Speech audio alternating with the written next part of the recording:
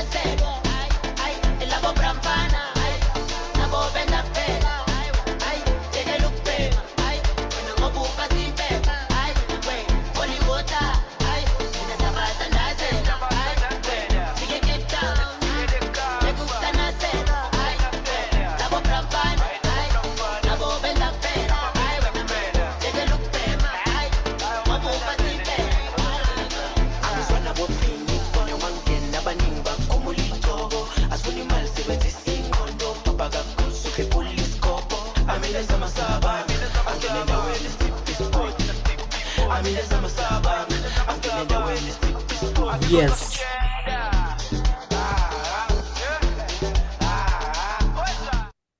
Thank you very much, Egan, and compliments of the day to you all. My name is Lakmo Benson Pamizai. Confirm if you can hear me. Yes, Lakmo, we can. Loud and clear. All right, thank you. Thank you very much, and welcome everyone to the Transforming Future Masterclass. And today it's about youth leadership, bold ideas, and collective action for comprehensive sexuality education in East and Southern Africa. So before we dive in, let's set the vibe first. So this is a safe and interactive space. We want your voices, we want your questions, and we also want your energy. So since we are connecting virtually, let's agree also on a few quick ground rules to keep things smooth and engaging. So if you want to speak, you can raise your hand and the host will give you the permission to unmute. And we also encourage you to use the chat actively, drop your thoughts, your reactions and questions there. And I can see we are already introducing ourselves in the chat box. We are sending our names, our countries, and if you can also one word that describes how you are feeling today, especially in regards to the session that you are going to head.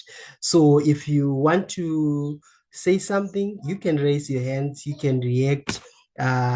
Just like what I've said, the facilitator or the person who will be leading at that juncture will also give you the time to comment. So let's respect time and each other's voices. Let's keep our comments concise and so more people can share, because we are going to have a session where us as young people would also want to hear our voices. So we'll keep the energy flowing by alternating between experts' insights and youth voices. So this is just a co-created journey, not just a lecture. So by the end of the session, we will walk away with new perspectives, regional updates, as well as your personal advocacy commitment. So let's get started, and allow me at this juncture to invite Lillian to just give us a brief overview about the Youth Power Hub. Lillian, over to you.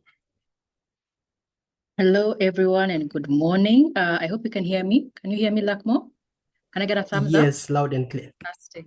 So welcome and good morning, everyone. It's always a pleasure to host these masterclasses and to see such vibrancy on our chat and also on the young people who are joining us. And welcome to today's masterclass. For those of you who may be new here, my name is Lillian Wamboi, Project Coordinator for the Youth Power Hub.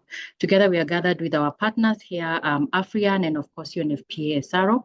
And today we are going to be leading this masterclass on youth leadership on CSC, Comprehensive Sexuality Education across the ESA region. For those of you who may not know about the background of the Youth Power Hub, we are a regional platform across East and Southern Africa. We span across 21 African countries. We are multilingual, and we are all about youth empowerment and engagement for youth-led social accountability for the ICPD 25 plus commitments. As we are within the decade of action, it is important that young people continue to raise their voices, to work together, and to rise up in leadership to really continue in tracking the regional commitments for ICPD. And one of the key things that we do here in at the Youth Power Hub is really support youth-led organizations and the empowerment of young people in leadership, and of course in leading different interventions that are aligned to the themes for the ICPD.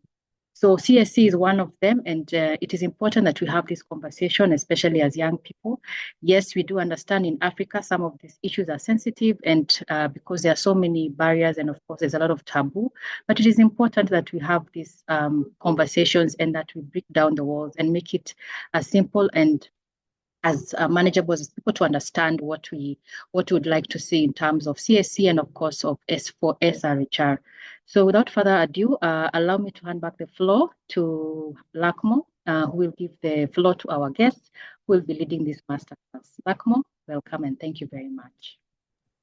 Thank you very much, Lillian, and thank you for that brief overview about Youth Power Hub. And I believe many of the young people that are joining today are all youth champions for the Youth Power Hub, and they are driving change in their communities, holding our leaders accountable.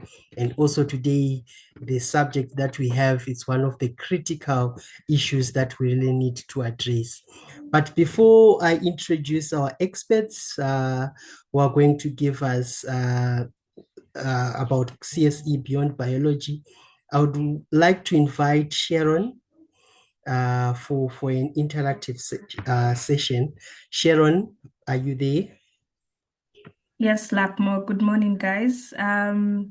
So this next session is more of a Menti. So I'd like you guys to go to menti.com, and then input the code 8224-1204. I'm just pasting it in the chat right now. So go to menti.com. Let me just type it out. And then you shall put the code 8224-1204. Meanwhile, let me just project my screen.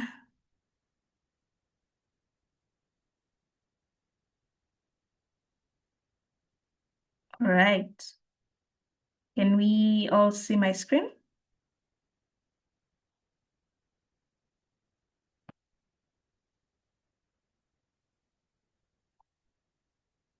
Yes? Okay. So go to menti.com and use 8224-1204. So Lakmo, perhaps you can also monitor in the chat box if you're having people struggling to join the Menti.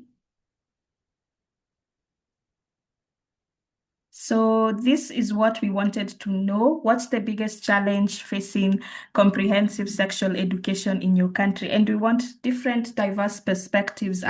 There's countries that have been able to pass CSC policies. There's countries whose CSC is quite behind. There's countries who don't even know what comprehensive sexual education is. So we'd like to know, based on your country, what is the biggest challenge you're facing in CSE? And this is a safe space. Oh, no answer is correct. That is what we're trying to tackle today in this masterclass with our very well-abled experts in the room from UNESCO, and we also have UNFPA. We shall also be tackling that. So if you're there, just give me a thumbs up and we can begin. Just put, I can only see 8 people. So please type in what's the biggest challenge you're facing for CSC in your country. So we're waiting to see some answers. I can only see 8 people on this Menti, so I'm wondering where the rest of 100. We are more than 100 of us in this call. So I need to see around 50, half. Okay, more numbers are pouring in. There's something that is coming in, that's curriculum development around CSC in Kenya. And if you're able to also elaborate your answer, please do. It's an open-ended Menti. If you can also type it in the chat box on the WhatsApp group that we have. I can also read that out loud if you want to elaborate, or you can even raise your hand. Lakmo will see you and we will give you the microphone to just share more about what your answer is. If you're having a challenge, please let me know. We are only 14 of us in this. More thoughts are coming. We have using age-appropriate content, limited access to education and training resources. I hope our facilitators are seeing the answers that are coming in. Global trend and perspective on sexuality. Guys, we're more than 100 of us and we only have 16, and I only have 5 responses. Where are the rest? Unless they're in the chat box, let me just see. Okay. Well, there's people asking for the code. The code on menti.com, you'll go to your Google, type menti.com. It should take you to a page interface that asks you to input a code. So the code is 8224-1204. Please let us know if you're experiencing challenges. Yes, Jacqueline, even while using your phone, you can just swipe up on your phone. It won't take you out of Zoom, but you can go to Google, type menti.com, and then input the code 8224-1204. All right. The code has been shared on the chat box, so please let us know if you're having any more challenges. So I'll read more. We have policy integration into education, health, and youth development. The fear that CSC is also a moral degradation issue, which is quite key because a lot of people, especially adults, they fear that even when you're going to schools to speak to young children, it's perhaps you want to teach them bad manners or you want to teach them about sex at that young age. We also have age gaps, which I think it's a big contributor. We have lack of funding for the youth and low youth participation in decision making, perhaps in CSC policies in your country. We would love for you to elaborate that. The biggest challenge in our country has been getting parents and stakeholders to really understand what CSC is about, true, because there's a lot of misinformation and also disinformation regarding what sexuality education is. We have cultural resistance, which is very, very big. It's a big factor in countries where they have failed to implement CSC. I would like to see someone from Botswana tell us how it is. Botswana is, I think, one of the countries that have been able to have like a breakthrough in CSC. We have cultural barriers. Some cultures within the African spectrum find it a taboo to talk about issues around sexuality. Yes, misinformation, the widely spread myths. around CSE. And then the program is underfunded in your country. I'd like to know which country this is. There's cultural stigma. There's also inadequate resources to facilitate CSE funding, limited skills, lack of political will. True religion teaches abstinence, whereas CSE is more. There's also resistance. A lot of these answers are also quite related, getting parents and communities on board. Even though CSE is part of life skills, some schools teach it thoroughly, others skip topics like contraception, gender-based violence, and sexual orientation. I agree with all these thoughts, and due to limited time, I would just like to hand over to Lakmo to introduce our speaker, our first speaker of the day. But I think we can still continue in adding what biggest challenge you're facing in CSE today, just so we can also share with our facilitators after this. But this is good stuff, guys. Thank you. And just keep adding the resources. We'll come back to it. And over to you, Lakmo. Thank you so much. Thank you very much, Sharon, and thank you everyone for your responses and active participation. I think just like what Sharon said, let's continue sending our responses on some of the challenges that we are facing in terms of implementing CSE in our country.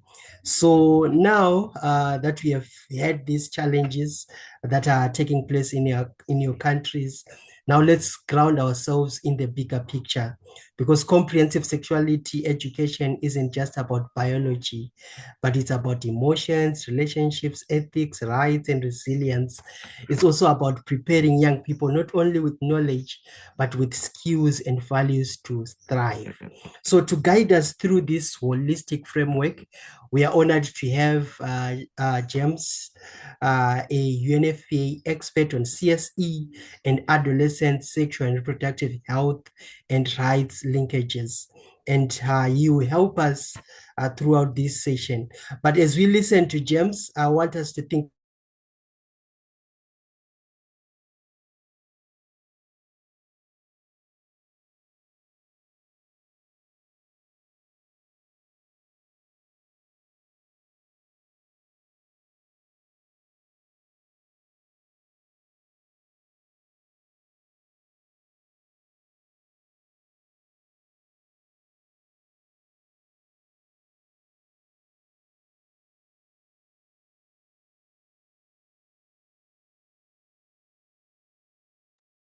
I think we lost Lakmo for a few minutes there, but I'd like to welcome James to introduce himself and kickstart us with the presentation. Over to you, James, and welcome to the masterclass. Thank you very much, Sharon. Good morning, ladies and gentlemen. I feel humbled to be on this platform this morning. I'm impressed that there is many youth leaders on the platform. It's quite an honor. My name is James Tumsime, and I work for UNFPA as the CSE and ESA Child Linkages Specialist. I mean, I am also delighted that you're calling me an expert. When people call you an expert, then the stakes are very high. I am not necessarily an expert, but I am a person who has grown through CSE. I've been working on different layers of youth health and development for so many years with my colleague Remy here. So I will take you through a 15-minute presentation, which I hope, as you've called it, it's really beyond biology, and we're talking about the basics. CSE can be spoken about for a full day, depending on who is speaking about it. So I'll just take us through a few basics. And as it is calling the basics, so CSE really builds from the perspective of young people learning about sex and young people learning about sexuality. And like Lakmo has said, sex is really about the biology of being male and female. And by extension, when people normally talk about sex, they're talking about sexual intercourse. And this calls for people to be labeled differently based on where they are and the roles that they are assigned. If you're a male in my culture, if you're a female in my culture, that comes with different sets of expectations. Sexuality, on the other part, is really a comprehensive aspect of looking at a human being. We are talking about the feelings, thoughts, and behaviors of being male or female. once people are born and they are labeled as sex, then their sexuality is already beginning to be formed. In many parts of the world, we have adopted that boy children will always have blue attire bought for them, and girls will have pink attire. And the perceptions when you say you have born a girl child, in my culture, people begin to say that you are expecting sugar, you've born sugar into the family. So the labeling really begins to already shape what will come of this person. Sexuality has physical, psychological, spiritual, socio-economic, political, and cultural dimensions. And really, what the society labels you begins to affect how you feel about yourself, begins to affect how you present yourself. And in some religions, even when you're male versus female, even the prayer code is different, the dress code is different. For example, if you go to the mosque, the Muslims, the men will not pray with the women. So everything around you begins to take shape because of the gender that you have picked up, the sex that you've picked up at birth. So sexuality in its own right, therefore, becomes such an important thing to understand in its totality because it is the entire representation of people's lives. It is not about people having sex, but it is about what people eventually turn out to be, the choices they make, and how they live the rest of their lives. Sexuality is experienced and expressed in thoughts, fantasies, desires, beliefs, attitudes, values, behaviors, practices, roles, and relationships. While sexuality can include all of these dimensions, not all of them are always experienced or expressed. You don't go through all this at the same time. Sometimes you actually don't go through some things at all because of the restrictions or because of the learning or because of where you are. So politics also has connotations. You've seen women in politics, especially in Africa, struggling a lot because then people sexualize them even when they are coming for high offices. They don't break the bondage of them being looked at as women and therefore being judged as women. This is because the men in these societies have been socialized to think about women in a given way, some levels of superiority over women, etc. So it is that encompassing. Sexuality, like I've mentioned, is a lifelong process. When you are in your mother's womb and people begin to know that they're expecting a boy or a girl, even the name is formed, even inheritance rights could already begin to be given. And you live through this until the last day of your life because people perceive you in that way that has been formed over a very long time. Sexuality is much more than sexual intercourse. You are a sexual person and can express your sexuality even if you do not have sexual intercourse. So trying to demystify the biology again to say that even when you don't have sex as a person, you still have a sexuality. And this can be expressed in many other forms. We also talk about the issues of gender and human rights being critical to understanding human sexuality. Of course, the human right is really to say, based on the fundamental aspirations of human rights, we are all born equal, both male and female, have the same entitlements through life, and therefore our perception or our shaping of sexuality should not take away these fundamental rights that we are born with as human beings. So this is a very important slide for us this morning when we talk about sexuality. The circles of sexuality. What are the key things that make up sexuality to be the whole that we claim to have it? I'll begin by talking about sensuality. We're talking about the physiological, psychological pleasure from one's own body. This is what you feel. This is the pleasure that comes out of you being a sexual being. We have some breakdown of things like skin hunger, the touch, wanting to associate and touch other people. We have issues like visual stimuli when you see other people seeing things, what you feel. Human sexual response cycle when you have the actual sex, how do you feel? Things like body image, you see people attracted to look at people of different body image, or even themselves trying to form a given body image that they want to be associated with, etc. We talk about intimacy. This is the issue of sharing emotion, sharing closeness to other human beings and having the feeling being returned. You want to have a private, intimate conversation, feel like you matter, feel like you're important and that other people receive you, care for you? Are you talking about sharing, loving others, etc.? Experiencing vulnerability, pouring your heart. Sometimes people are saying, I'm pouring my heart out to you. So pouring out heart is really an issue of intimacy. We're also looking at issues of sexual identity. How do you identify? Do you identify as a man or as a woman? Do you identify in terms of the roles you do, the sexual orientation? Are you in between? Are you having multiple roles, etc.? Are you able to identify yourself with a given line to say, I am ABCD, and therefore I expect to be treated in ABCD? You've had a lot of fights in our continent here and other places over people that are being categorized as non-conforming, people that are being categorized as lesbian, gay, bisexual, and transgender, etc., and all the fights that come with that, the identity. So people sometimes want to pick an identity. Sometimes people don't precisely pick an identity because of the so many things that are happening, the changing hormones, the definitions of male and female in their society. And sometimes people are still in transition. We have also heard about that.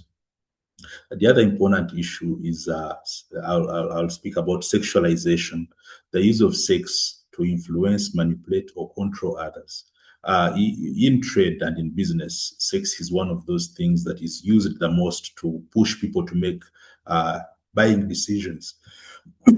For example, people are selling a car and they put an image of a woman next to a very beautiful car, such that then the influence is you associate a beautiful woman with a very nice Mercedes Benz that is trying to influence your perception of what nice is. But we've also seen people that are flirting to gain favors. People are flirting to influence the perception of themselves and other people. We've seen people that are using sex to control others, people that are raping young women and girls, etc., to express their power. We've seen sex being used as a weapon of war in some parts of the world, to exercise power over smaller groups or over people that have been dominated. So sex can also be sexualization is really like the extreme of what sex can do, both on the good and on the bad.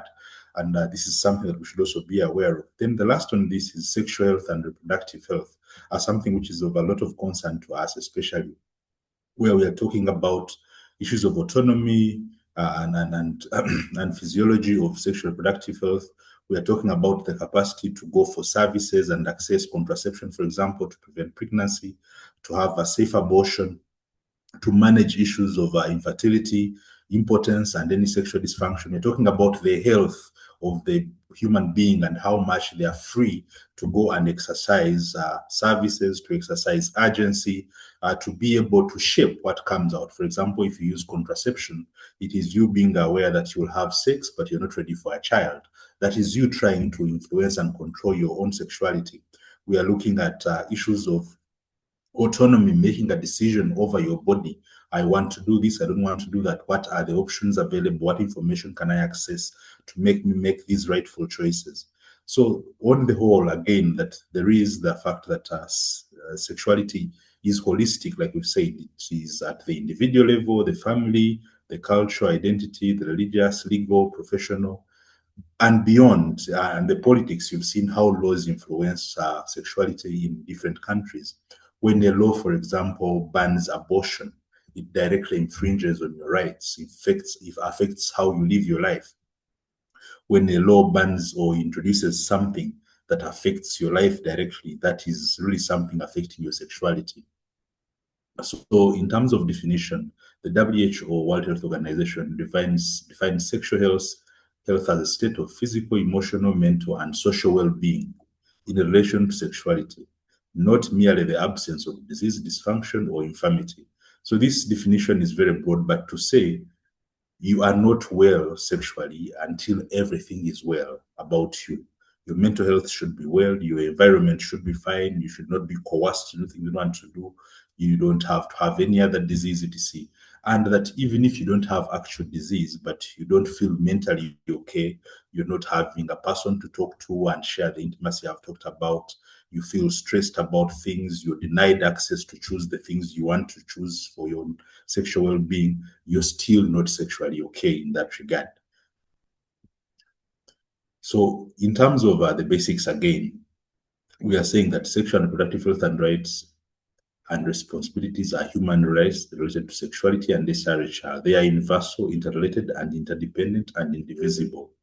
An evolving set of entitlements that contribute to the freedom, equality, and dignity of all people. Everyone has the right to health and information and services, to know about their bodies and how they function. Women and men of all ages have the right to experience their sexuality in safe, healthy, responsible, respectful, and pleasurable ways. So some of the key things that stand out is the autonomy to make decisions on marriage, sexual relationships, to make children, to become pregnant or not. In Comprehensive Sexuality Education, CSE, we define that as a curriculum-based. Curriculum-based is that you're following a set of structured principles. You do not say that because I can speak very ably about different topics of CSE, therefore I can just openly come and say I'm giving a comprehensive sexuality education. Comprehensive sexuality education is structured, it is process-based, and it has key tenets that make it up. The composition, we have to affect to the head, the human being has to understand, be capable of understanding the content, affect the heart. People should appreciate the emotive component of the content of CSE. It should touch their heart. And the physical, people should be able to practice the skills that they pick out of CSE. For example, common I used to say is, you can understand how a condom works. You can feel very much about the use of a condom. Emotionally, you understand that it will protect your loved one, etc. You will protect HIV, you will protect pregnancy. But then eventually, you are not able to move and go and buy a condom and utilize it. Therefore, the CSE has not enabled you to cross over to the required behavior that you eventually need to remain safe. You have a lot of knowledge, you feel very empathetically about the content and you're able to use it, you appreciate it, but eventually you're not able to deploy the information into skills that will save your life from catching HIV, from passing on an unwanted pregnancy, etc. So CSE should really be as complete as that. And we want the society as a whole to enable you so that you're able to make this decision, implement it, and sustain it. You cannot sustain certain decisions unless the whole ecosystem is accepting and supportive. So we're saying effective CSE is scientifically accurate, is incremental, especially in terms of content. People move from learning one thing to another, both by their age and developmental stage. Young people, 3 to 5 years, 6 to 8 years, etc., different information. So one of the core components is to make sure that information is tailored to the development stage of the person receiving that information. It is acceptable within given cultural contexts. CSE is not equivalent to fighting the cultures of the people where the CSE is being delivered. It is designed to fit within, to try and have a co-creation of understanding how culture can be modified for the best of everybody. Some cultural practices, by their nature, are destructive. CSE should inform them, work with them to transition to better cultures that are protective to women and girls, to men and boys. In Africa, over the years, we have had cultures that have, the intention is to protect. I'll give an example of where I come from. There was a cliff, it is still there because it's a natural site, where if girls got pregnant before their bride price was paid, the whole village would be collected, and the girl who is pregnant is dropped down the cliff and she dies when everyone is watching, when other girls are watching. So the idea was that a girl's purity should be maintained until such a time when she's able to honorably be married. That was the thinking in that community. But that was also a violation of rights, if we are to confine today's standards, to kill an innocent girl. Sometimes she could have been raped. Sometimes she fell in love and was not told that having sex leads to actual pregnancy. But then instead of being corrected, she's just killed in such a terrible fashion. So CSE is supposed to work with communities to examine such attitudes, to examine such behavior, and promote more effective ways of informing this girl, of informing this community, and eventually we have a win-win. The community achieves the aspirations of promoting the good health and purity of their girls, but also the human rights of the girl are respected. She's given information on how to prevent pregnancy. She knows how pregnancy happens. She knows how to report in case she's been abused, be it a rape or something of the sort, such that then everyone is benefiting from this kind of transformation. So CSE in its form is supposed to be transformative. It does not mean that CSE is 100% defined and can't be modified. It means CSE should grow to transition and affect positively the social setting where it is being taught. So in terms of comprehensive, we're really talking about the breadth and depth of the topics. There are some examples I've pulled out here.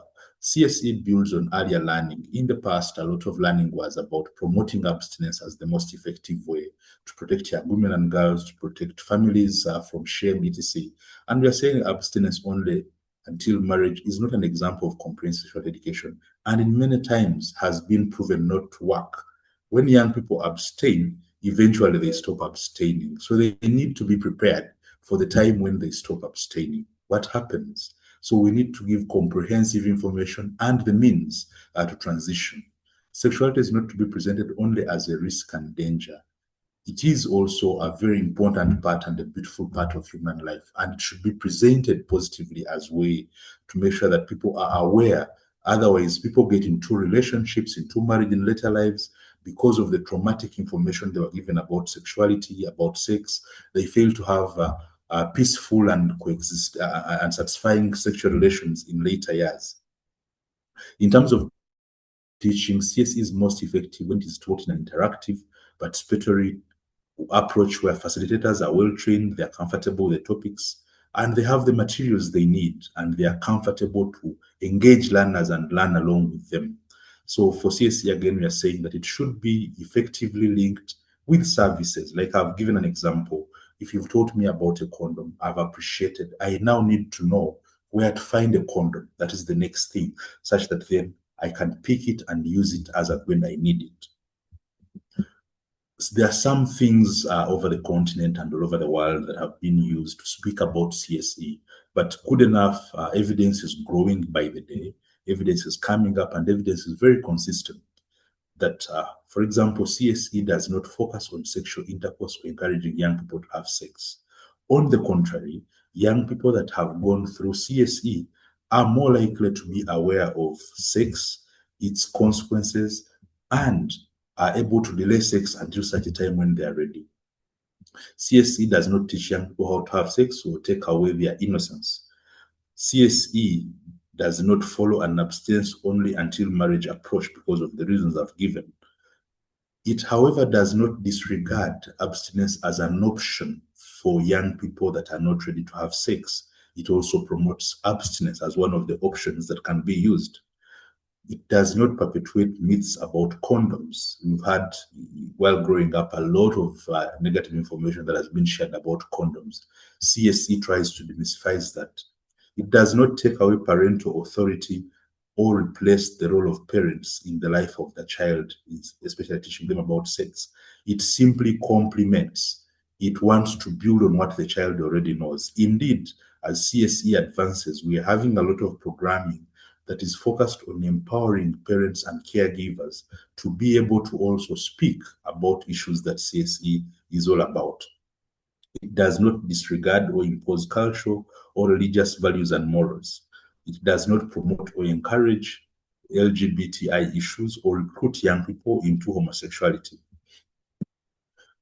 When delivered as intended by trained teachers and facilitators using participatory methods, extensive evidence suggests that, I hope you're picking that line, that CSE is deliberate, it is delivered by trained teachers, it is participatory, engaging learners, then it can delay sexual debut, it can decrease the number of sexual partners and frequency of sex, because then young people know the effects, they know the consequences.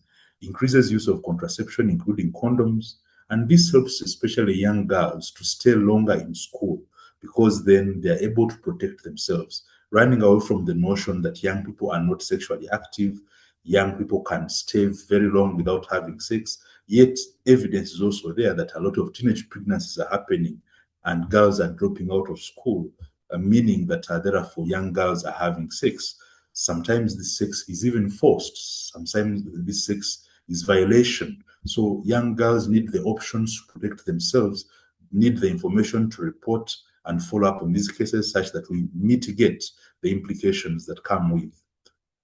Increases correct knowledge about sexuality, relationships, and HIV, clarifies and strengthens positive health promoting values and attitudes, especially issues around masculinity, empowering men and boys to respect young women and girls, to know that they have a stake in reproductive health, to know that they directly benefit from safe and empowered communities where everyone is safe.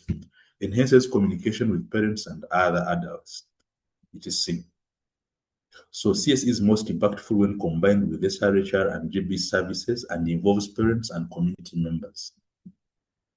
I think I've spoken through this. So in Africa, here in the ESA region, why is it that we should remain interested in promoting CSE? I have mentioned already, globally, the highest rates of adolescent pregnancy are in sub-Saharan Africa, which are often causes or consequences of child marriage. In the region, we have prevalence of child marriages as high as 30% for young girls below 19 years, etc.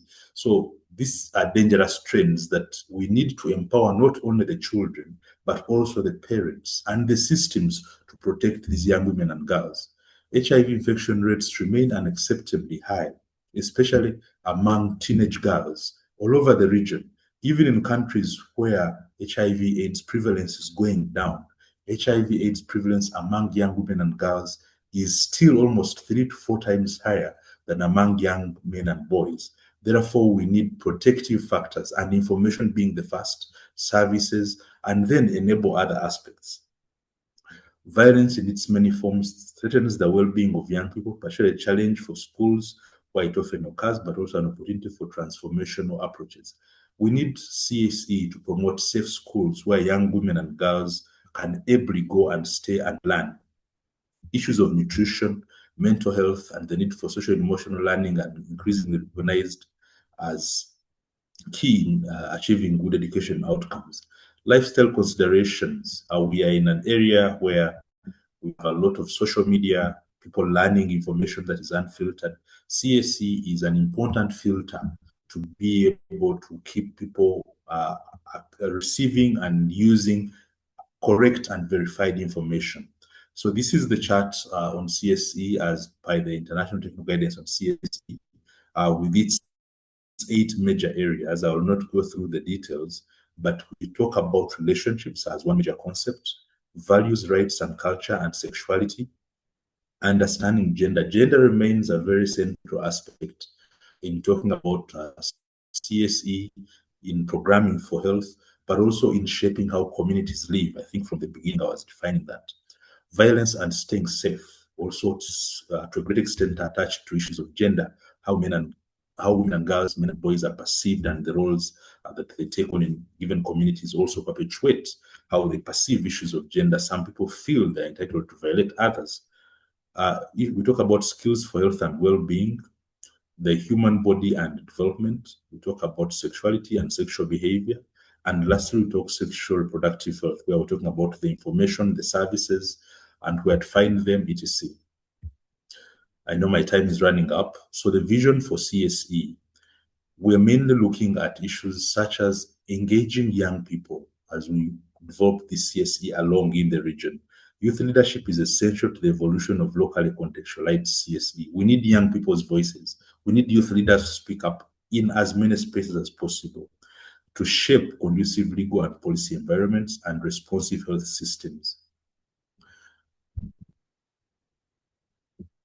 So in terms of moving the vision for CSE, we are looking at meaningful youth leadership, ownership and institutionalization by governments embedding in laws and policies, multi-sectoral collaboration, working as broadly as possible, out of school that complements in school, The young people that are in school a few months ago are now going for holidays for 2 months in many countries, and they become out of school. So we need them to be followed with similar information, structured and accessible. Link CSE to SRHR, GBV, and socio-economic empowerment activities. Pre and in-service teacher training that leads to higher teacher effectiveness. Teachers are a stop point for CSE. They are a silver bullet, I would say, that if they are empowered and able, then CSE has a chance. Development of state-of-the-art teaching and learning materials, strong M&E systems, focusing on leaving no one behind, young people with disability, young people in rural settings, young people in refugee settings, etc. CSE is for every young person, using innovations and digital solutions. And lastly, CSE can take on any name anywhere. What is important is the content and the approach of delivering CSE. So in Africa, we have had a lot of struggles around the words comprehensive sexuality education.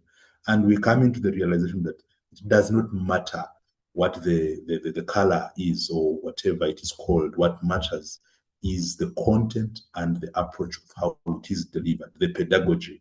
The result will be the same. Thank you very much for listening to me.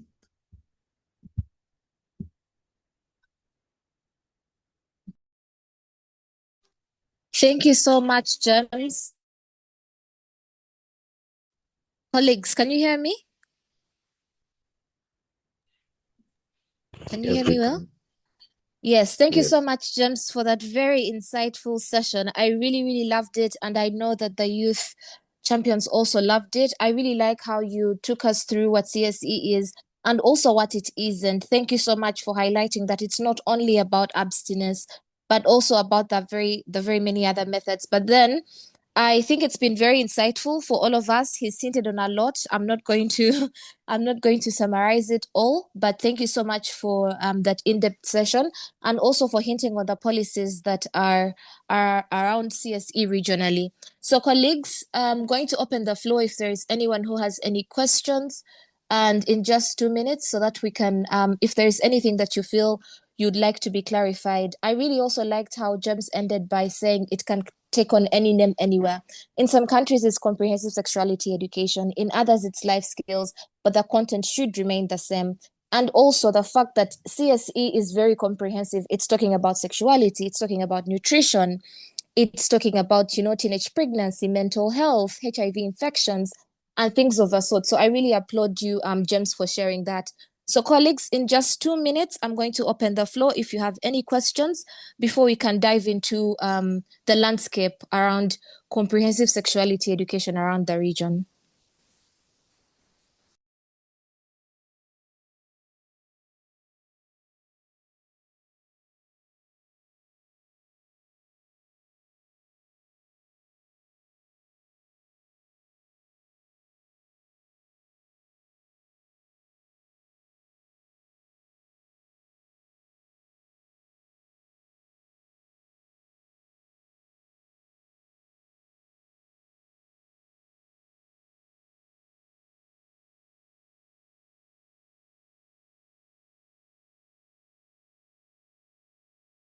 Okay, I'm seeing it looks like there's not a lot of questions right now. So yes, Egan has said we can use the Q&A function if you're shy to raise your hand. Colleagues, let's utilize the Q&A function so that we're able to ask any questions. But then also I've seen a comment that says, I would like to begin by praising the speaker of this presentation. The clear, engaging, and confident way you shared knowledge made the session truly enriching. I definitely agree, right? I learned a great deal from the way you presented the vision for CSE.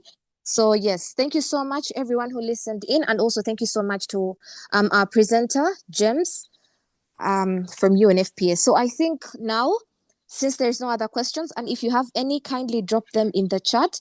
Let's go on to our next session by Dr. Remy Shawa from UNESCO. Dr. Remy Shawa is a senior program specialist for education for health and well-being, and he works with UNFPA East and Southern Regional Office. So Dr. Remy Shawa, the floor is yours. Thank you. Hi, Angel. Just to correct, I work with UNESCO, not UNFPA. Oh my God. I said UNFPA? Yes, you did. Oh my God.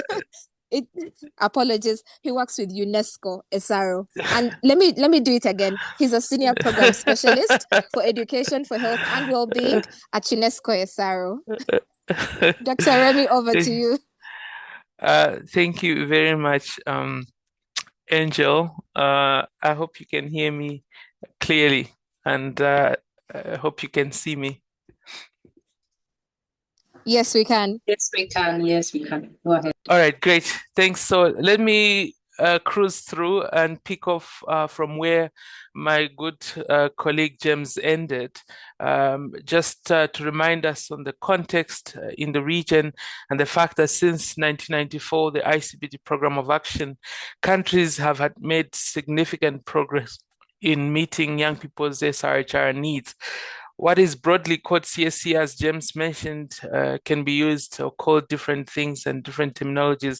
And I hope you can see on the screen to the right, sorry for the small font, but we're just trying to show you the different terminologies that different countries use to refer to CSC, life skills and health education in Zambia, integrated sexuality education in Cameroon, and so forth and so on. CSC implementation, as you might well know, faces some local resistance from religious and traditional, as well as conservative groups, questioning the content and what information young people should access. And I think it starts from what we accept young people or children to know, how much we think young people and children deserve to know, and the rights that they deserve to have. And if we're coming from a context where we don't treat children as people, in many contexts, if a family wants to move to another city, they don't even consult children. The next thing children are seeing is parents are packing up and somebody has come with a truck to move things. You don't sit the children down to say, look, we're going to move. What this means is that you move from this school, you will leave your friends behind, you might find it difficulty to find new friends in a new place, but you will, etc. Just consult and speak with the child. So it tells you a little bit about how much value and respect we put or do not put on children. And so if we're coming from that context, it's then difficult to then accept that, children should be able to learn certain things in or outside the classroom. But like we heard as well from James, that CSC has to be culturally sensitive. It has to be developmental. Remember when you were in grade 1, 4 minus 3 was it can't. Until you grew up and you learned about integers, then you learned in the classroom that actually 3 minus 4 is -1. It's not it can't. It is possible, and it is a negative response. So that is the complexity we see even with CSC. You start off with very simple things that a child can understand, and as they grow into adolescence, into teenage, into adulthood, they take on different complex information. And then we know also from around 2016 that this opposition intensified in the region with support from international religious and far-right movements. So this opposition did not start in Africa. It started from the West, from the US, and then was brought into Africa. It's important for us to just highlight that fact. And then we've seen the growth of this opposition. It's becoming more organized and aligned with election cycles. So when your country is going to elections, you will see the opposition increasing and them reaching out to your members of parliament and, peddling the different ideologies. So some of the provisions we have in the region for CSC is the ESA commitment, and globally it's also the ICPD. So in the ESA commitment, particularly ministers responsible for education, health, gender, and youth committed to continue investing in high quality sexuality education, both in and out of school, that covers a broad range of critical topics, and they listed some of those topics. And so they've put also a target in the ESA commitment that by 2030, all adolescents and young people, by 2025, actually, all adolescents and young people across the 21 countries are reached with good quality, age-appropriate and evidence-based sexuality education through in and out of school program. And the ICPD program of action calls on governments to ensure that all adolescents receive accurate, age-appropriate information on human sexuality, reproductive health, gender equality, fertility and contraception, HIV and STIs, and responsible sexual behavior and respect for others. And again, just remember what James said in terms of the age appropriateness. It means if you're looking at human sexuality, the content you will give to a child who is in grade 5 is different from the content you give to a teenager who's in grade 12. So that's very important. And if you look at the international technical guidance, that is broken down. For example, decision making, right? Decision making at grade 5 is, how do you choose a friend to play with? How do you choose good company as opposed to bad company? What do you say to somebody who's forcing you to do something you don't want, or maybe to bully another child? That's a grade 5. But if you look at an 18-year-old young person,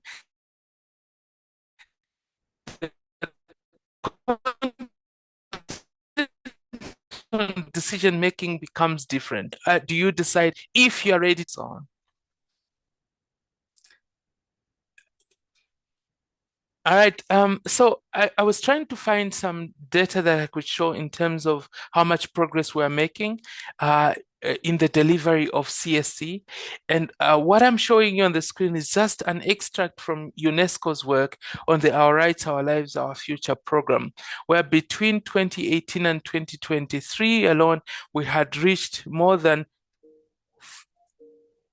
34 million adolescents and young people with CSC programs. And then we also had reached in-service teachers and trained them on CSC, about 430,000 in-service teachers.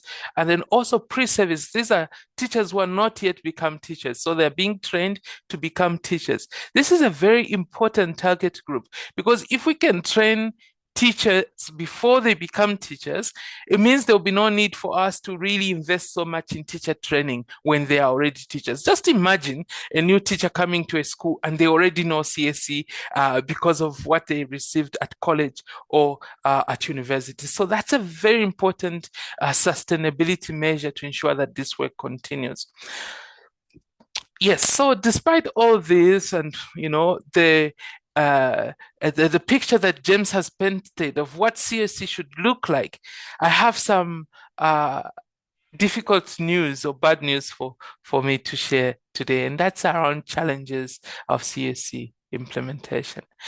First is the anti-CSC, anti-rights, anti-gender, anti-democracy movements that we all know. That there's the manifestation of anti-rights and anti-gender movements in East Africa, especially, that has become increasingly visible in Uganda, in Kenya, in Ethiopia. And we've seen also similar narratives that have recently gained traction in other parts of the region. We had the Family Values Conference in May in Nairobi, where speakers advocated for traditional family structures that condemned CSC as incompatible with African culture. We've also seen this pressure that has led to a shift in the education policy towards an abstinence-only approach in some countries. Can you imagine? Even with the evidence that we have that abstinence only does not work, some countries are going towards that. We've also seen the use of rhetoric that's framing CSC as a Western concept, because Africans, we can't think about CSC, we're not clever enough. That's unfortunate. But we've seen this narrative saying, oh, CSC is a Western development world agenda. We've also seen the anti-rights narrative that has begun to spread across the continent, threatening the progress that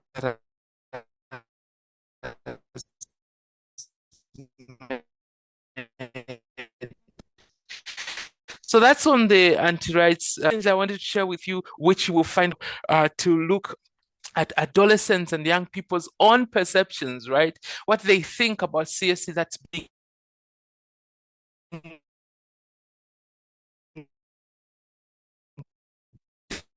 delivered to them. We learned from sub-Saharan Africa experiences with school-based sexuality education and responding to the gaps in data and limited youth perspectives. So we wanted to find out what topics young people believe should be included in CSE. Remember, James gave some topics that are supposed to be included in CSE. We also wanted to find out how satisfied they are with the content that's being delivered and also the Remy? delivery. Yes? Sorry for cutting you short. Are you presenting? Are you supposed to be sharing some presentation? Because if you are, it's not showing on our side. Oh, no, sorry. Oh, yes. Sorry. Maybe I my think it's network supposed to be on your dropped there. right. Yes. I think my network dropped there. Let me try again. Slide content. Let me share my screen again and tell me if you can see it. And please alert me if it drops.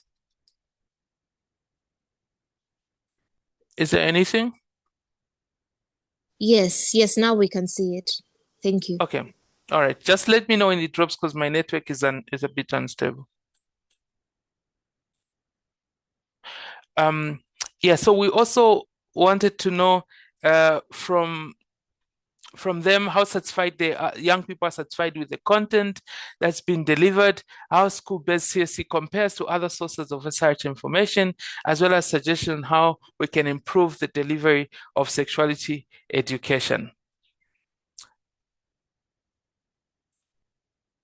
All right, can you still see the screen? Yes. All right. So on the first point, schools came out as a preferred source of CSE. In sub-Saharan Africa, school was the most selected preferred source for learning about sexuality education. 78% of young people that responded to the question. And then also you'll find that others preferred community level activities, almost half, right? 54%, 52%, as well as the family, 43%, and the healthcare centers was 41%. School is perceived as reliable, that the information that they get from schools, they're best likely to believe it. And also schools were particularly selected as preferred sources because of the different issues, like respondents who indicated being internally displaced or refugees. They preferred schools, as well as those with disabilities and others living in extreme poverty. For some, especially younger adolescents, school is the only place to obtain information, especially relevant when taught in depth and through practical exercises. In terms of what is taught, so again, remember we have a list of what needs to be taught in CSE, but when young people were asked, only 52% said they were receiving content on violence and staying safe. Only 47% said the content included understanding gender. 38% said they were taught on relationships. 18% said they were taught on pleasure. So when we're asking them on their needs, on what they want to be taught more, the human body, sexual and reproductive health, and anatomy became one of the issues they wanted to learn, puberty, HIV and AIDS, as well as mental health. In terms of teaching methodologies, they did not like the lecture style teaching, but they say that it's the most style that teachers use, which is rather unfortunate. Learners preferred creative, interactive, and stimulating learning, which included activities that they could also participate in. 54% of respondents indicated satisfaction with teaching methods, meaning 46% were not happy at all. And those who were taught through participatory methods were more often satisfied with the delivery method. So again, we're seeing clearly that young people want to be taught in a different way. Educators' experiences and educators' perceptions and also how they deliver shapes the experiences of the learner. So, for example, what the learners thought about how well the teacher knew or the educator knew the content, their perceived competence, how open-minded and non-judgmental a teacher or an educator was, the skills that they used to create a safe and trustworthy environment, reliability and enthusiasm, the energy, the vibe from the teacher and the educator, that contributed to positive experiences among the young people. In terms of the barriers, where teachers or educators were uncomfortable or had discomfort in the content, where teachers were using fear-based messaging and very gendered sort of patriarchal messaging, or where they were deep prioritizing sexuality education, that did not sit very well with the young people. So those were sort of the barriers why they couldn't enjoy a CSE that they delivered. Do young people feel safe in the classroom, especially when they're learning on CSE related themes and content? Half, which is 50% of learners from this region, do not feel safe to ask questions in class about sexuality education related topics. But half of them didn't feel safe to ask questions. So that makes you wonder, I mean, if half of the classroom isn't feeling safe to ask, are we actually even making any impact in the content we're delivering? Fear of judgment, humiliation, shame, or punishment was one of the factors. Girls felt less safe in mixed classrooms, so in classrooms where there were boys and girls. But then in classrooms that are separated, boys seemed to feel underserved, right? They felt like they weren't getting enough if they were just in the boys only. So how do you strike the balance between, girls preferring desegregated where just boys and girls are separate, while as boys preferring to have mixed? How do we balance that? Concerns that teachers will tell parents about classroom discussions. So some of the learners were very skeptical that if I share or ask questions, then my teacher, who knows, my parents, might tell them. Experiences of bullying and school-related violence affect the wider school and learning environment. So violence was also a determinant on how young people felt about CSE. So what are we learning from this study? That schools are preferred and trusted places for sexuality education, but gaps limit real-life usefulness. Just to remind us that 80% of school-going children are in school. 80% of those that are supposed to be in school are in school. So that's already quite a huge population of young people, and we can reach them this as a captive audience in school. Learners want more in-depth, relevant, and broader coverage of topics. They just don't want abstinence only or the teacher to pick and choose. Participatory methods lead to more satisfying and safer learning experiences. Trusted, well-trained, and empathetic educators are key to positive experiences. And I heard James also emphasizing on, the training of the educator or the teacher that's delivering the CSE. And then safe learning environments are also critical. This is my last slide. Just as we start thinking about moving forward, what are some of the innovations in CSE that we can leverage on?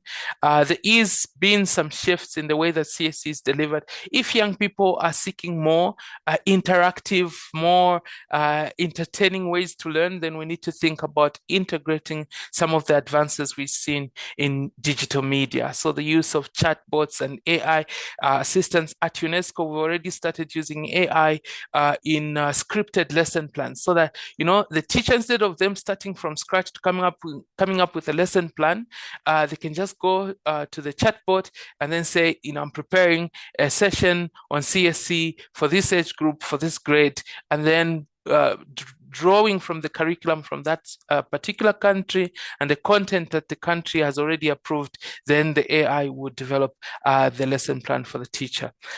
Social media influencers can also become useful as we try to really take CSE outside the classroom. Gamified learning and edutainment, as well as integrating digital engagement with physical service delivery, so that we sort of link the two together. You can take a screenshot, you can scan this code just to get more information on some of the materials that we have at UNESCO. Thank you so much, Angel. I hope I didn't go over my 15 minutes, but back to you.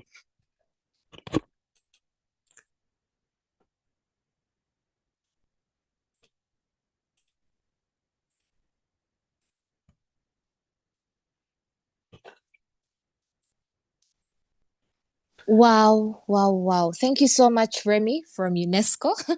I have to clarify that because I made a mistake at the beginning. Thank you so much, Remy, for really giving us an in-depth overview of what CSE is across the region, but then also what it actually means to implement it at the grassroots. I really like the fact that you re-emphasize the part around age appropriate, culturally sensitive, because that's usually where we face the backlash, around CSE, but to really show that you are providing information that is appropriate for that particular age. So that's really great to hear. But then also showing us that even in the schools, even as it's being delivered, it should be delivered by teachers who are confident in it, teachers who can actually, deliver these topics as they should be, and also sharing about the challenges that young people or even teachers face when they're in school. So thank you so much, Remy, for that.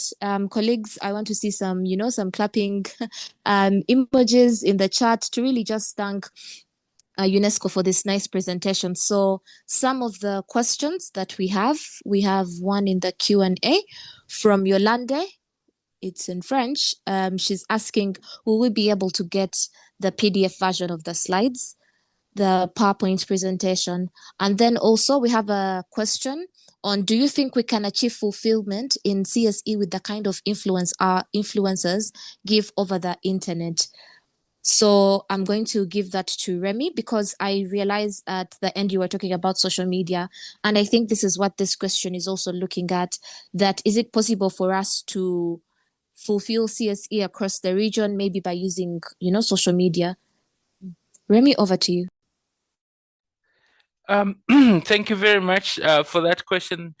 Indeed, I think there is room for us to work with some influencers. I think the vetting process has to be very strict. You need to ensure, what does this influencer stand for? What kind of content do they post?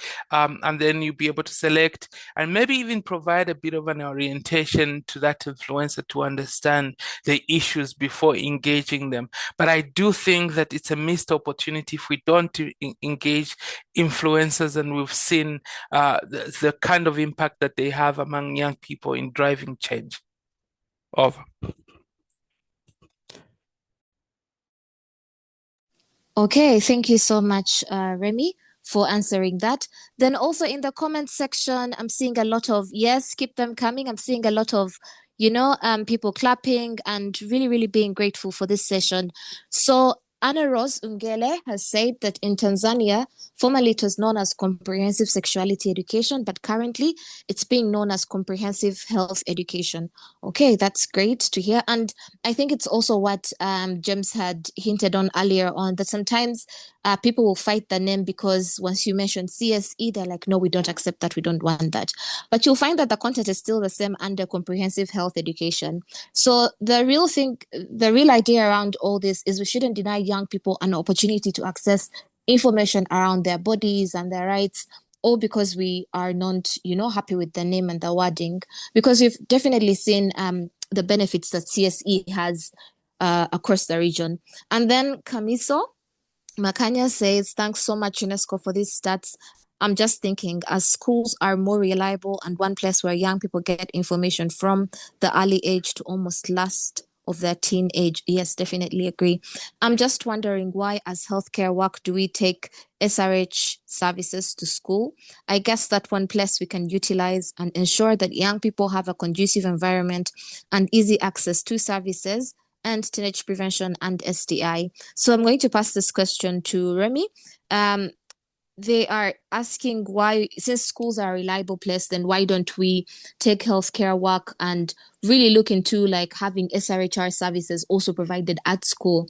And yes, I'm going to give the floor to Remy so that he can also expound more on the school-based and school-linked services. Remy, over to you. Thank you very much for that question. I'm a public health specialist by training, so I really understand where you're coming from, and that would be my preference as well. There's a captive audience. Young people majority of them are in school. Why don't we take the services to where we are? But then the reality is that there are different, division of labor, right, between education and health. And that's very, very contentious at the country level. What education is saying, or what the education sector says, is that it's not their job to deliver their services. Their job is to educate. And only recently through the ESA commitment have we started seeing them shifting to understand that actually they have a bigger role to play than just educate. And so we are linking the health of the learners and the well-being of the learners to education outcomes. That if the learner is healthy, if they access ABCD services, then they'll be able to do well in the classroom and succeed, right? So we're convincing them from that front. But still, there isn't enough agreement on what kind of service packages should be delivered in the school premises, right, by education, by health facilities. And what other countries have done is they've come up with an agreement or a policy where they say ABCD services can be provided, but those are not the services that adolescents and young people actually want to be delivered in school. The services that they want, the health, the education facilities or education sector isn't opening up enough to allow those services. And so some countries have policies that, okay, the services should be like outside the school premises or close by and so on. But yes, that's a conversation that's happening. And maybe James can also speak a little bit more about the work that we've been jointly doing around linking CSC to services, because that linkage really needs to happen. Thank you, and over. Yes, thank you so much, Remy. Over to you, James. Yeah, thank you, Remy, for responding. And I agree with everything you've said. So really, rather than shift all services to schools, many countries have different approaches that they have deployed. Some countries have done what we call the school facility exposure visits, where they take young people from a given school to a nearby health facility to expose them, and thereafter have a clear linkage that young people from this school can go to this facility at given times and get these services to kind of remove that. The others have expanded the scope of the school clinic and included some basic services, but being very, very considerate, because again, like you know, in Africa, I will speak for Africa because I've been here long enough, a majority of our health systems and school systems are religiously affiliated. So there are services that you cannot take to schools, even if the policies were enabling. So the best has been to review integrated school health policies. Indeed, many ministries of health have created a school health desk within the Ministry of Health, and they have agreed on basic services that can be provided within the school environment and trained health workers to deliver those. So this is not as comprehensive. I just want to know this is a country by country specific based on the needs. And then there are people that are called the senior women, senior men, who have been trained to recognize certain conditions among learners, counsel them, and also refer them to the health facilities with a basic recommendation that James ABCD looks like they need this service. Can you follow up to make this easier? Otherwise, the idea that fully integrating health services in the school system may not be acceptable in many countries for now. Thank you very much. Okay, thank you so much, James and Remy, for really giving an in-depth answer to that question around linkages. And I think also actually in Uganda, 70% of the schools are faith-based. That means they're owned by the church or the Muslim-owned or Christian-owned. So at the end of the day, you can try and influence the policies, but then it also needs acceptance at school level. So I'm really loving the discussion. I also love the fact that you hinted on the school health desks. And maybe just to also add something to what Remy had said, he said something around how we're looking at the education for looking at education in incorporating health and well-being into it. And we recently had discussions around that very often we look at learners just as students, but we don't look at them comprehensively and holistically to say that these learners, they go to school, yes, but sometimes they are bullied at school. They go to school and they have mental health challenges. They need proper nutrition. They need SRHR, incorporated in the curricula. So I'm really glad that even the Ministry of Education is starting to look at education more comprehensively and looking at education and its intersection, for example, with health, and making sure that we are now having discussions around SRHR, around nutrition, mental health, protection from violence, and things of a sort. And also from the presentations that we've seen, we can see that CSE really does deliver on most of these topics.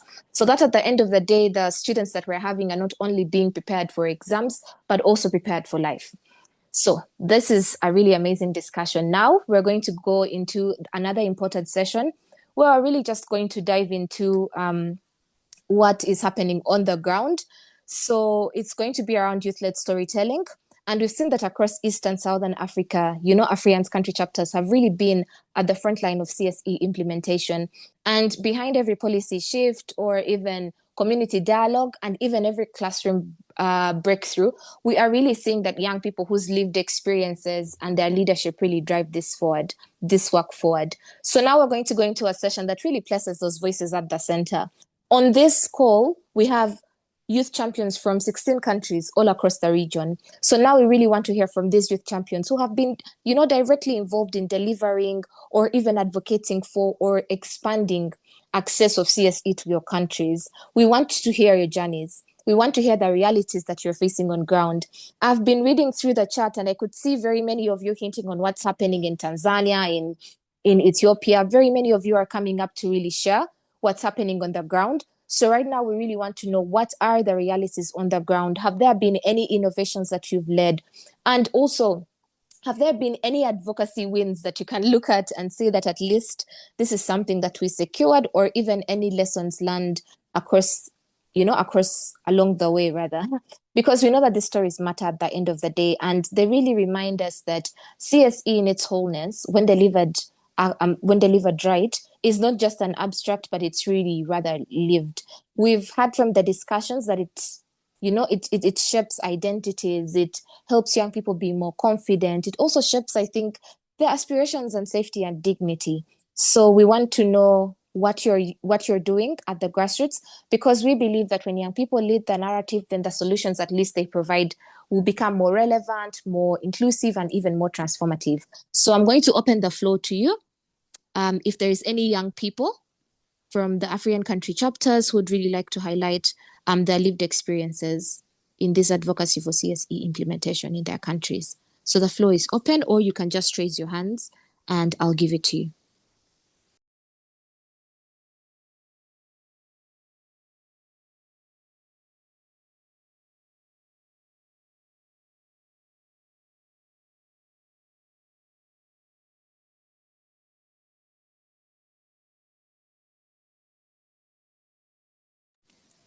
Colleagues, is there anyone who'd like to share the lived experiences when it comes to implementation of CSE that they've done on the ground, or any advocacy wins that they've seen in their countries? And as you prepare to do so, yes? Yes, Hi, Patience. Hi, everyone. My name is Jensidi from Kenya. Yes, Patience, we can hear you.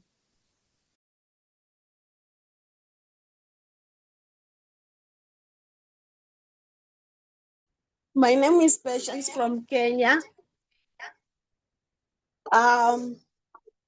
Kenya, we have several counties, and Kilifi County, we are in the process of developing the Comprehensive Sexuality Education guideline, and we have faced a lot of disconnection with some of the religious leaders, some parents who do not understand the concept. So I'd even raise a question on how best can some countries share their experiences when they were in the process of coming up with these guidelines, so that you can be able to also look at the best practices and see how we can pull up our advocacy in making sure that we have this guideline, because as up to now, we are on the process of going for public participation. So we just want to learn so that we cannot be able to get rejections, because this document is so key.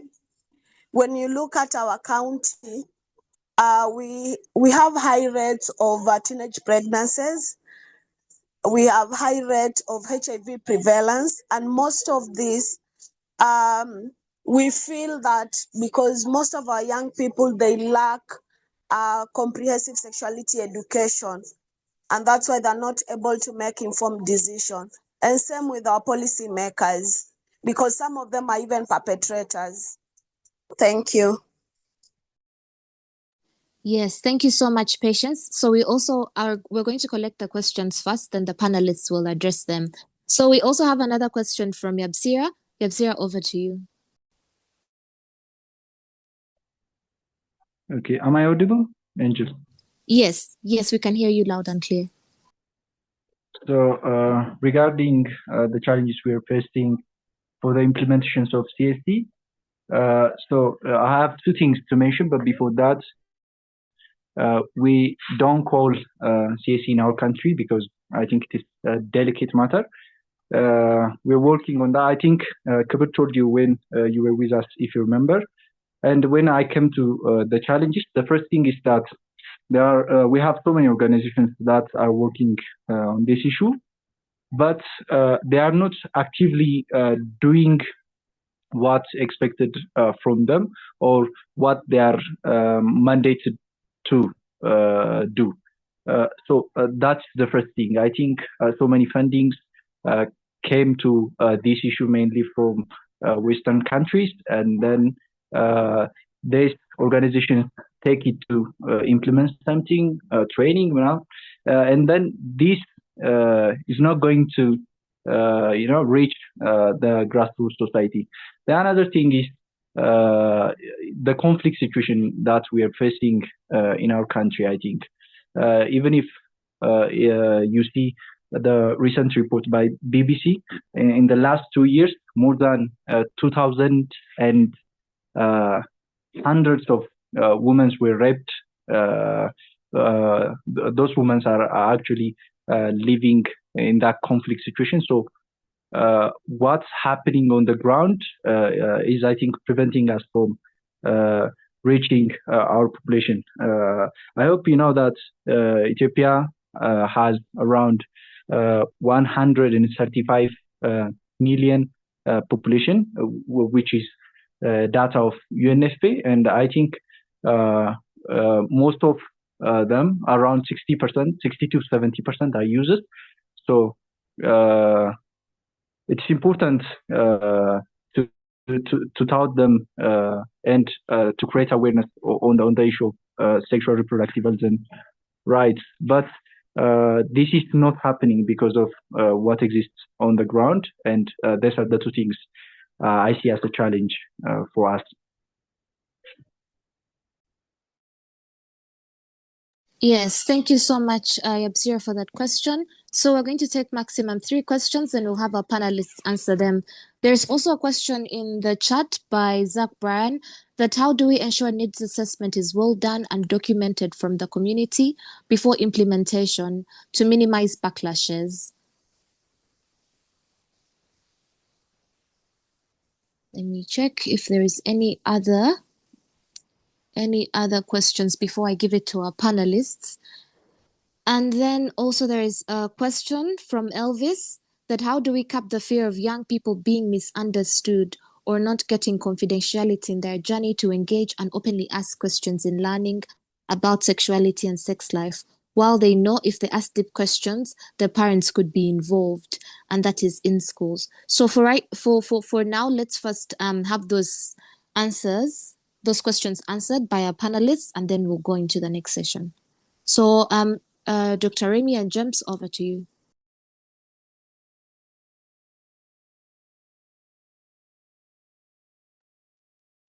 Okay, thank you. I'll go first. Two questions I'll take on. One is managing fear of young people such that they are assured of confidentiality. I think for me, this comes back to the issue of how the trainers are trained, the trainers being the teachers, the educators. So teacher training is fundamental because at the end of the day, teachers are the ones that are going to be in these spaces. So there is the concept, so-called the whole school approach, where we try to make sure that sexuality education and issues of adolescent health are integrated within the main school system. So you have teachers that are well aware, you have administration that is well aware, you have linkages to public health facilities that are nearby. It rests with making sure that these structures are consciously and continuously engaged to make teachers realize the credible role they have towards nurturing young people, but also shaping young people's sexuality and therefore building their own competency to be supportive, building their knowledge to know what to say, but also recognizing when there is a need to refer. Maybe Dr. Remy will top up, but for me, this rests a lot with making sure that in the countries we are pushing the government, we are pushing the NGO sector and the UN system to try as much as possible to integrate teacher training in mainstream documents to make sure that teachers who come out are able to deliver CSE to young learners with proficiency. The other issue is how do we do needs assessment?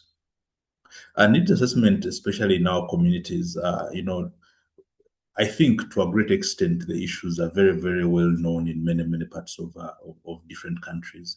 It is very important to how much we make communities participate in the needs assessment processes. Many times when communities are shocked about the findings within their communities, they disown these findings.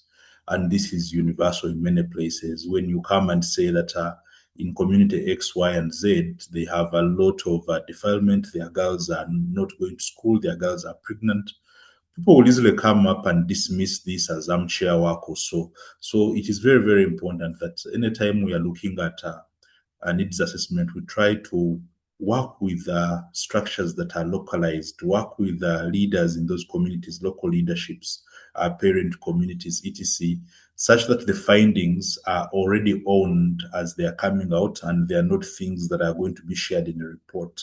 And two, try a lot as possible with these new growing technologies to make sure that we have visual evidence of the things that we are reporting as much as possible, such that then people are able to already be empathetic by seeing the issues that are being presented. To a great scale, statistics don't move human beings to take action. Human beings are moved by human interest stories. They are moved by visuals of actual challenges that they see in their communities.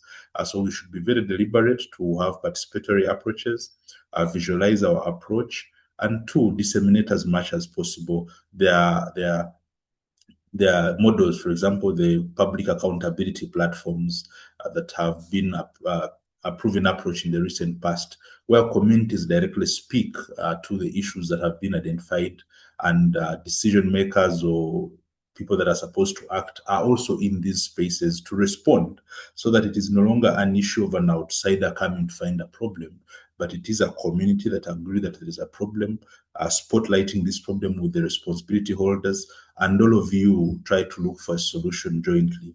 Yeah, that's a bit of what I could contribute to. Thank you.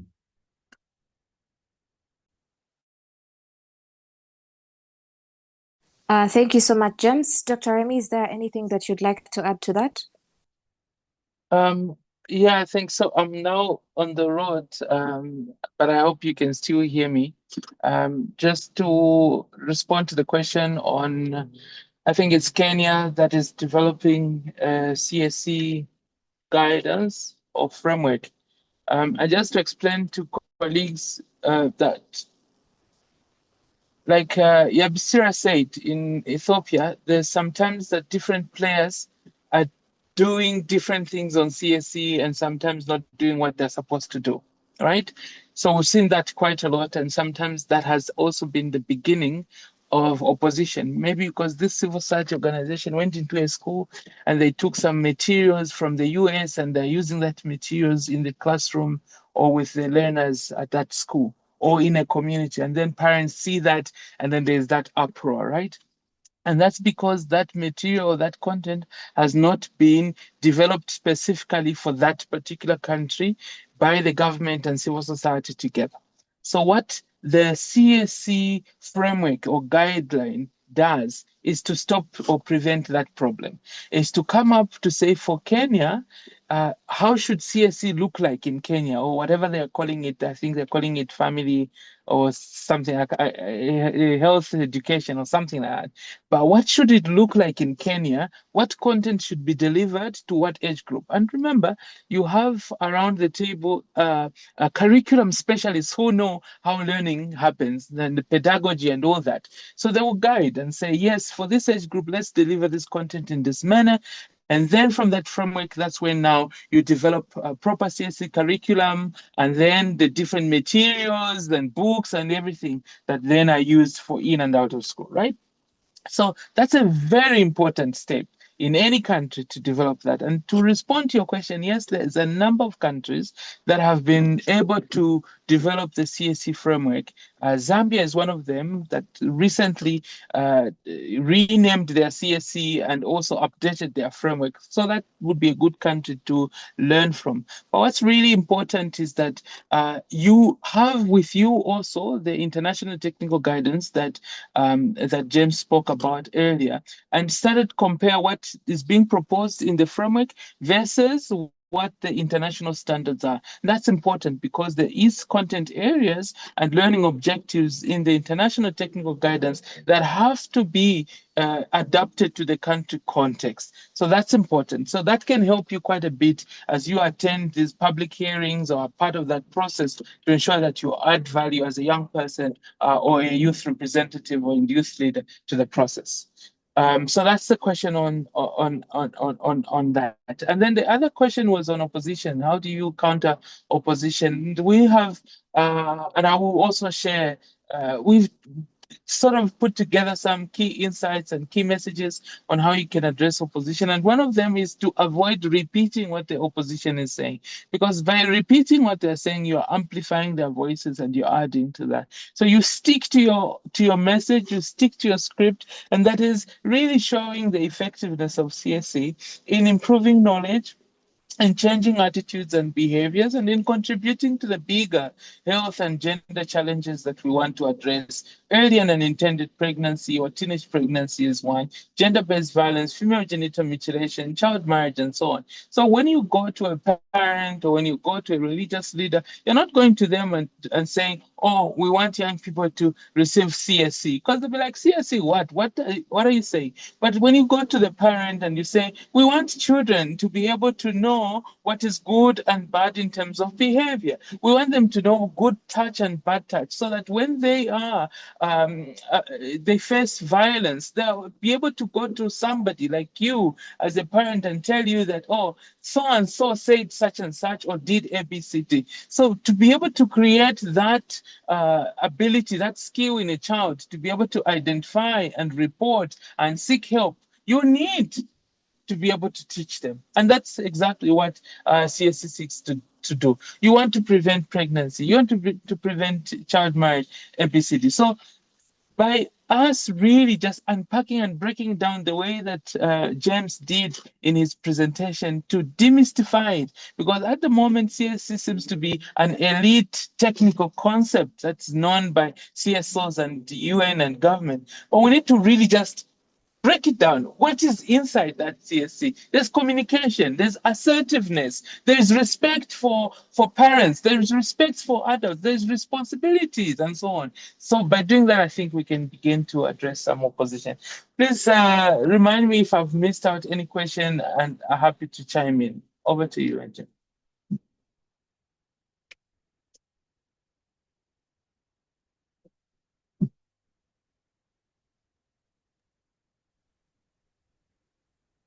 Hello, Angel. Oh my God, I was speaking on mute. Yes, thank you so much. I think you've answered all the questions that were shared. And before I give it to Sharon to take over onto the next session, I just want to appreciate UNFPA and UNESCO for the work that they're doing around CSE, but also to appreciate the AfriYan country chapters for, the work they're doing to push for CSE in their countries. And I believe that this has been a very educative session. So I'll just like to briefly talk about what more AfriYan country chapters can do to push for CSE in their countries. The very first one can be around, strengthening evidence and youth-led monitoring. We can document lived realities because, like Remy has said, if we present it and we let people know, different stakeholders, be it religious and traditional leaders, that these early pregnancies, school dropouts, child marriages are because maybe we do not have CSE in school. We need to present CSE as why it's a necessity and not a debate. And you can also package these findings into small briefs for the different ministries of education and health. Why does this matter? Because policymakers really respond to data plus real stories, especially when youth present evidence they collected themselves. But I believe another opportunity for us, oh yes, James, I can see your hand is up. I'm going to give you the floor after this. Yes, I believe another opportunity for us right now is to engage directly with the education sector planning. Recently, AfriYan was with UNESCO in Ethiopia and we're reviewing the education sector plans for the different ministries of education across the continent. And these education sector plans take 10 years. So if we do not, they last for 10 years. So if we do not go and advocate for CSE, for mental health, for nutrition, for protection from violence to be incorporated into these education sector plans, then we really miss out on an opportunity to make sure that young people can live healthy and safe lives. So we can advocate for the CSE indicators to really be integrated into these national education sector plans and also push for youth representation in these education working groups. Because at the end of the day, we are the ones who are, who understand the challenges that are happening in our community. Another can be around building strategic alliances, particularly when you go back to your countries or in your countries as you're working, look into partnerships with UN agencies, look into partnerships with UNFPA, UNESCO, UN Women, and there's different civil society groups that are already doing great work around CSE. And also look into engaging with religious and cultural leaders to see how you can very early co-design, culturally sensitive narratives so that we don't have to wait for backlash to then react. So why will this work? Because these wilder coalitions really help when it comes to neutralizing political resistance, and also it will offer you credibility. Another opportunity, because we've talked a lot about social media, is to really use the storytelling like we've shared over and over as an advocacy tool. Let us as youth champions really document the lived experiences and also share via social media so that at the end of the day, these stories can be presented during policy dialogues or even policy dialogues with ministries and parliamentarians. And let's also promote for CSE beyond schools, because we've seen that it's being implemented in schools, but it's also important for us to cater for those out of school. So those are some of the very many ways that as AfriYan country chapters, you can actually advocate and push for CSE in your communities. Thank you. James, over to you. Yeah, mine is to re-echo what Remy had mentioned, to unpack CSE as much as possible and unpack CSE based on its benefits. So I want to implore you people that are on this call, next year we're trying to think of how we can amplify the benefits of CSE by having the young people themselves record voices and enlist in 1 minute what they think CSE has added value to them, such that then we are able to see who is reached, where are they, what are the things they have, they can speak of as benefits of CSE, and we run this sort of as a viral campaign led by the AfriYan countries' representatives in different places. Thank you very much. Yes, thank you so much, James. So very quickly, Patience had shared a question that in Kilifi County, Kenya, we are in the process of coming up with a CSE guideline. We have the first draft. So is there any country that was able to come up with the CSE guideline? We would like to know what was their experience, how did they do their advocacy, so that we can borrow the best practices. I'm going to give this to Remy or James. Yes, hi. So I briefly spoke to that. And yes, there are countries like Zambia, like I mentioned, where they were coming up, they faced some opposition. And the opposition, then CSE was called CSE. So they had to start some advocacy. A lot of civil society and youth organizations actually led that process in mobilizing the different voices to really defend CSE. And what they used were also MPs. So, for example, they identified some MPs that were very progressive, and the MPs came together. They even formed a WhatsApp group, and then the civil society would give the MPs information and data. But that was really to push back the opposition. But when it comes to developing a framework, a CSE framework at a county level, I think that depending on who's leading that process, there could be room for young people's voices and networks to be part of that process, and also to be together. Say, okay, as we are participating in this process, what are we asking for as networks of young people and civil society? So have like key top, asks that you want to see reflected in that CSE framework that you're developing. And like I mentioned, that has to be informed greatly also by the international standards, right? The international technical guidance. So you could already do your own research, come up with a data that can back, for example, why do young people in this county need CSE content on this area? And then you have the data to show, okay, if it's on pregnancy, this county has BCG teenage pregnancies and dropouts. Therefore, in the CSE, we cannot avoid to talk about contraception and so on. Just to top up on my end, Remy, there is plenty of countries that have some actual guidance on CSE frameworks now.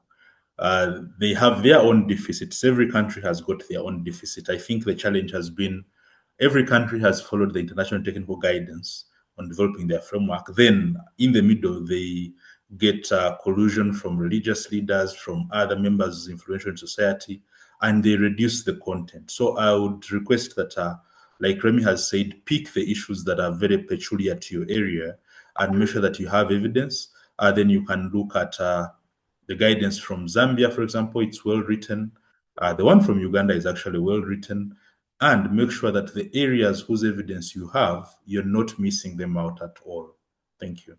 I would be happy to share just in case you need. Yes. Thank you so much. Not the one from Uganda, James.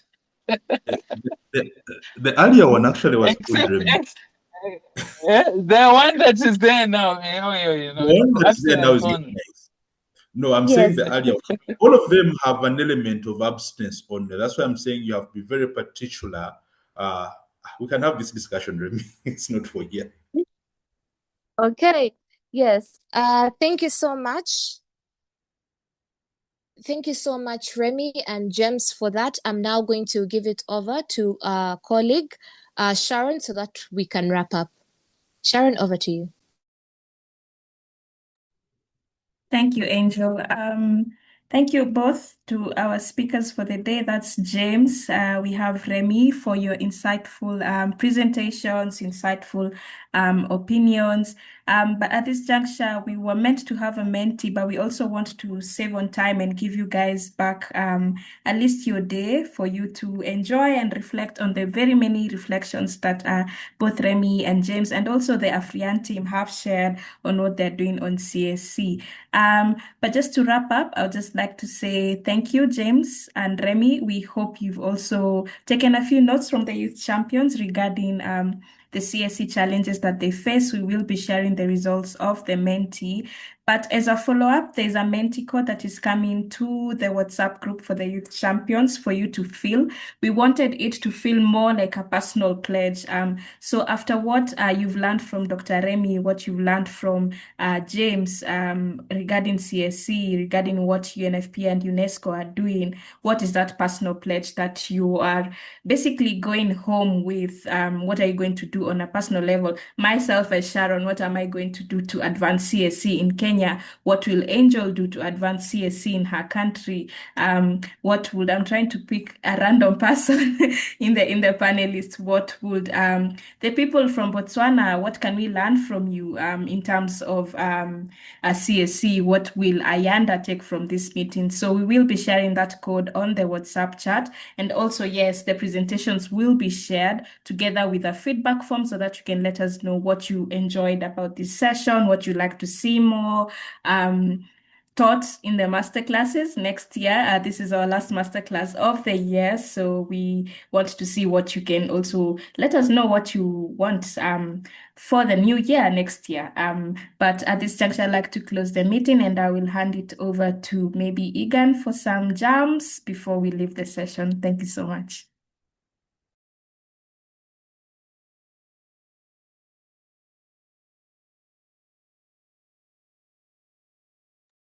Egan, over to you, and everyone have a wonderful weekend ahead. See you next month for the other impactful trainings that we have in December. It is not yet over. So yeah, have a good day, guys. Egan, over to you.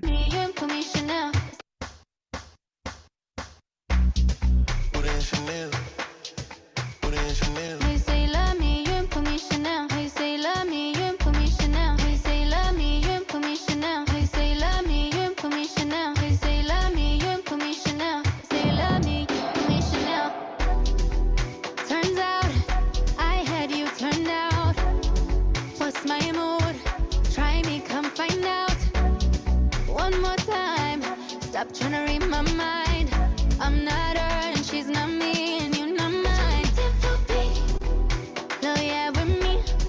Baby, I'm a D&D. These don't bother me. AP, no VV. Flawless diamond piece. You gotta make me freeze. Reasons that you gotta. Put in Chanel. Put in Chanel. They say love me, you put me Chanel. They say love me, you put me Chanel. They say love me, you put me Chanel. They say love me, you put me Chanel. They say love me, you put me Chanel. Say love me, you put me Chanel. I'm a big dog baby and a dog baby. Self-made bitch, yeah, you ain't upgrade me.